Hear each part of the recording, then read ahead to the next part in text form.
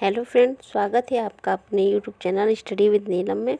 Friends, मैं आज आपको बीएड थर्ड सेमेस्टर का पेपर फर्स्ट विद्यालय नेतृत्व एवं प्रबंधन से एक लॉन्ग क्वेश्चन करवाने जा रहे हैं। फ्रेंड्स, ये क्वेश्चन बहुत ही इम्पोर्टेंट है। चलिए हम स्टार्ट करते हैं। नेतृत्व के विभिन्न सिद्धांतों का उल्लेख करते हुए नेता के सामान्य गुणों का वर्णन कीजिए अथवा प्रभावी नेता के प्रमुख गुणों को लिखिए। फ्रेंड्स, ये क्वेश्चंस के इससे दो क्वेश्चन बन जाएंगे।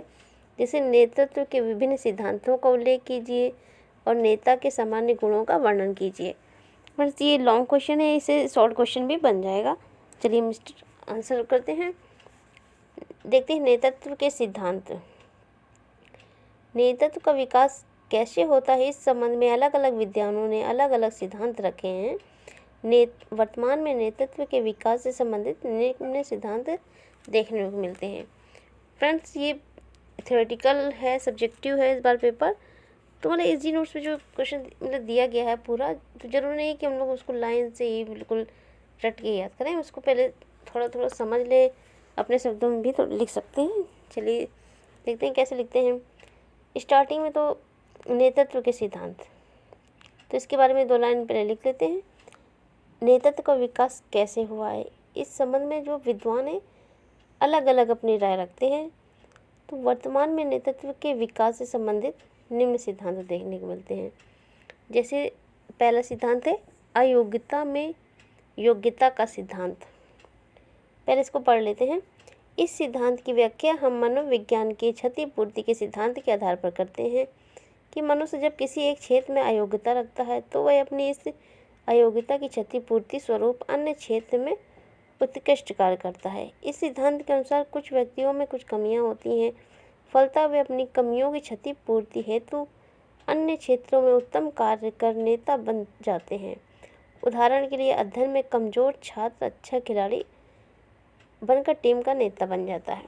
फ्रेंड्स, इस सिद्धांत का मतलब है कि जो व्यक्ति किसी क्षेत्र में अयोग्य है तो ज़रूरी नहीं है कि वो दूसरे क्षेत्र में भी अयोग्य हो। जैसे वो कोई व्यक्ति एक क्षेत्र में अयोग्य है तो वो दूसरे क्षेत्र में उत्कृष्ट प्रदर्शन करता है और उस क्षेत्र का वो नेता बन जाता है। इसका मतलब इस वर्ड कहने का मतलब यही है कि इसको जरूरी नहीं कि जैसे लिखा बिल्कुल हुबहू वैसे लिख दें। इसका मतलब समझ लीजिए, अयोग्यता में योग्यता का सिद्धांत। चलिए दूसरा देखते हैं, सहयोग का सिद्धांत। सहयोग का सिद्धांत, सहयोग से मतलब कि सहयोग से हो गया, बिना कुछ करे अचानक से जैसे कोई चीज़ हो जाता है, सहयोग का सिद्धांत। इस सिद्धांत के अनुसार कभी कभी कोई व्यक्ति सहयोग से ही नेता बन जाता है। किसी व्यक्ति को नेता बनने का सहयोग तभी मिलता है जब उसके लिए निम्न 3 परिस्थितियाँ उत्पन्न होती हैं। व्यक्ति की श्रेष्ठ व्यक्तिगत योग्यता, किसी प्रकार के संकट या समस्या का पैदा होना, व्यक्ति को समस्या समाधान के लिए अपनी योग्यता प्रदर्शन के अवसर मिलना। सहयोग का सिद्धांत फ्रेंड्स ऐसा होता है कि कभी कभी हमें अपनी योग्यता प्रदर्शन करने का मौका मिल जाता है और लोग हमसे प्रसन्न हो जाते, खुश हो जाते, तो हम नेता बन जाते, उस चीज़ में हम उस क्षेत्र के नेता बन जाते हैं। तो ये 3 है, आप इनको याद कर लीजिए। और तीसरा देखते हैं विलक्षणता का सिद्धांत। कुछ विद्वानों का मानना है कि नेतृत्व व्यक्ति की विलक्षण प्रतिभाओं का परिणाम है। फिर ये तो ठीक है, मतलब क्योंकि विद्वान तो मानते हैं कि नेतृत्व उसके विलक्षण प्रतिभा होगी, कोई किसी क्षेत्र में अलग करेगा तभी तो उस क्षेत्र का नेता बन पाएगा। इसके अनुसार कुछ व्यक्तियों में कुछ विशिष्ट योग्यताएं तथा गुण होते हैं जो दूसरों में नहीं होते हैं। वे अपने विशिष्ट गुणों के कारण समूह के अन्य सदस्यों को अपना अनुयायी बनाकर उसका नेता बन जाता है। इसे गुण सिद्धांत भी कहते हैं। फ्रेंड्स, इस सिद्धांत का मतलब ये है कि नेता बनने के लिए किसी व्यक्ति में किसी क्षेत्र में विलक्षण प्रतिभा होती है और उसके कुछ विशिष्ट गुण होते हैं जो दूसरों में नहीं पाए जाते, तभी तो सबसे अलग होगा और उस समूह का नेता बन जाएगा। चलिए देखते हैं चौथा, संतुलन का सिद्धांत। इस सिद्धांत के समर्थकों की मान्यता है कि नेतृत्व का विकास तभी होता है जब किसी व्यक्ति के समस्त या अधिकांश नेतृत्व के गुणों का संतुलित विकास होता है। यदि नेतृत्व गुणों का संतुलित विकास होता है, अर्थात कोई एक तो गुण अधिक विकसित हो जाते हैं तथा कुछ अपेक्षाकृत कम विकसित होते हैं, तो उस व्यक्ति का नेतृत्व संकट में पड़ जाता है। फिर कभी कभी ऐसा होता है कि कोई व्यक्ति मतलब कि किसी क्षेत्र में उसको कुछ गुण ज़्यादा विकसित हो गए या फिर कोई गुण है जो कम विकसित हो गए, तो क्या होता है कि उसका नेतृत्व संकट में पड़ जाता है। जैसे यदि किसी नेता में शारीरिक शक्ति बहुत अधिक है और भले बुरे की चिंता किए बिना भारतीय अकरणीय कार्य कर बैठता है। जैसे कोई नेता है वो ज़्यादा शारीरिक शक्ति है, तो गुस्से में आके क्यों कुछ गलत कर जाता है, तो उसका नेतृत्व खतरे में पड़ जाता है। समूह प्रक्रिया का सिद्धांत 5वां नंबर का सिद्धांत है, कुछ विद्वानों का विचार है। फ्रेंड्स, जैसे ये समूह प्रक्रिया का सिद्धांत इतना बड़ा लिखा है, तो चलिए हम पहले पढ़ लेते हैं, फिर इसके बताते हैं। कुछ विद्वानों का विचार है कि नेतृत्व समूह प्रक्रिया का परिणाम है। सही है, जब कोई व्यक्ति समूह में कार्य करेगा तभी तो उसके गुणों को पता चलेगा कि हाँ वो तो सबसे अलग है, तो उस क्षेत्र का नेता बन जाएगा वो। तो समूह के सदस्यों में परस्पर अंतःक्रियाएं, विचार विमर्श, परामर्श होंगे। इन्हीं के आधार पर कोई व्यक्ति समूह से नेता उभर कर आता है।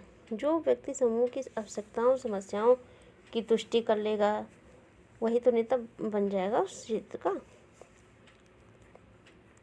अब जैसे इतना सारा है तो जरूरी नहीं कि हम इतना पूरा लिखें, इसके बीच से लिख सकते हैं। चलिए मैं कुछ इतना ही इसको पढ़ाऊँगी। अब आगे का देखते हैं। नेता के सामान्य गुण।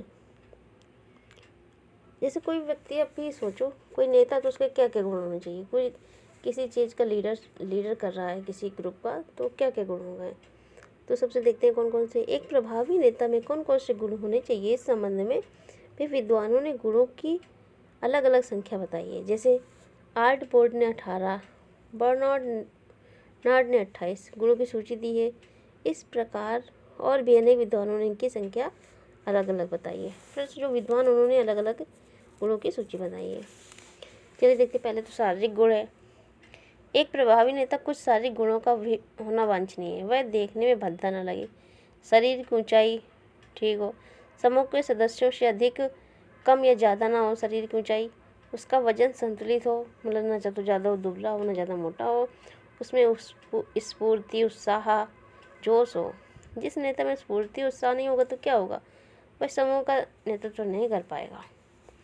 बुद्धि, तो बुद्धि तो सबसे ज़्यादा जरूरी है। जैसे नेता में उच्च बौद्धिक योग्यताएं होनी चाहिए। बुद्धि के आधार पर वह समूह की विभिन्न समस्याओं का समाधान कर सकता है, समूह के लिए उद्देश्य तथा नीतियां निर्धारित कर सकता है। अभी फिर जो बीच बीच में ये आ रहे हैं विद्वानों के जो नाम आ रहे हैं उनको जरूर आप पढ़ लीजिए, क्योंकि उसको ब्लैक पेन से उसको हाईलाइट कर सकते हैं तो अलग दिखेगा कि हाँ आपने पढ़ के लिखा है, मतलब बना हुआ नहीं है। जैसे वेब तथा हीलिंगवर्थ आदि ने नेता के लिए उच्च बौद्धिक क्षमताओं का अनिवार्य होना जरूरी है। चलिए फ्रेंड्स आगे देखते हैं। तीसरा है उद्दीपकता। नेता में स्फूर्ति, प्रसन्नता, स्पष्टता, तत्परता तथा समय की पाबंदी जैसे गुणों का होना नितांत अनिवार्य है। कोई भी समूह ऐसे व्यक्ति को नेता पद पर नहीं पसंद करेगा जो आलसी होगा, निस्तेज होगा, ढीला ढाला होगा, लापरवाह होगा, तो हमेशा दुखी रहने वाला होगा।